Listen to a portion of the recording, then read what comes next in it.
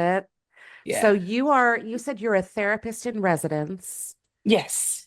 How do you think all of that training would benefit someone in politics, especially a Congress member? I'm very hard to gaslight. Yeah, yeah. That's what I'm Yeah. talking about. Yeah. Yeah. And I make it known that I'm very hard to gaslight. Um, I'm not scared of bipartisanship.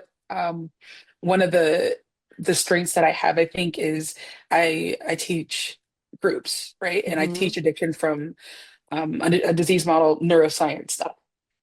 So I could have in a full group room, let's say 20 adults. I could have a CEO on this side of the room and a former gang member on this side. I have to talk to everybody at the same time, and we all have to walk out of the classroom with the same understanding. If Hmm. I can do that, I can talk to anyone, and I have a lot of patience. I have a lot of patience with Yeah. people, which I Yeah. think helps. And like I said, it's very hard to pull the wool over on someone who is trained to read between the lines. Yes. Yeah, that's absolutely what I suspected. What you might say in terms of why you're prepared for this moment, because the gaslighting that's happening all around us, Hmm. not just in Congress, but to the American people. Hmm. If you can be resilient to that and actually counteract that narrative, that's going to be so effective. It's so needed right now.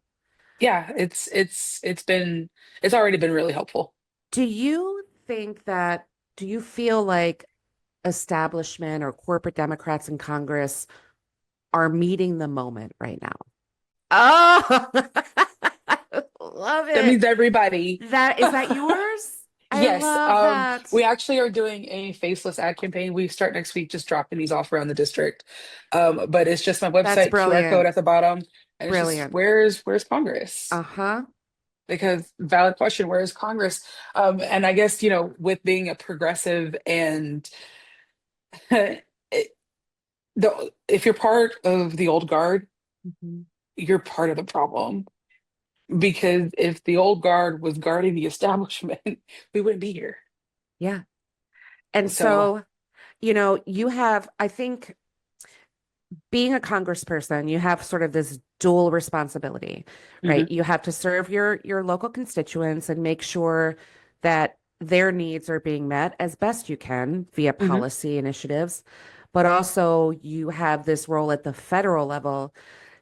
Do you think do you think that you would do you feel comfortable, or do you think you would feel comfortable challenging some of the establishment Dems to meet you where you are, to kind of raise their game a little bit?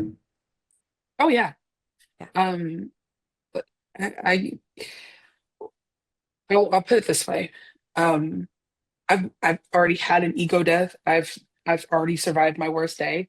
I Mhm. am very unshakable when it comes to the things that I've decided that I want to represent and the things that I decide that I want to push forward, right? So it's either get right or get left, right? Mhm. Because I'm not going to fold and conform. Either you're going to get with this bandwagon, I guarantee someone will replace you next election cycle. I believe you.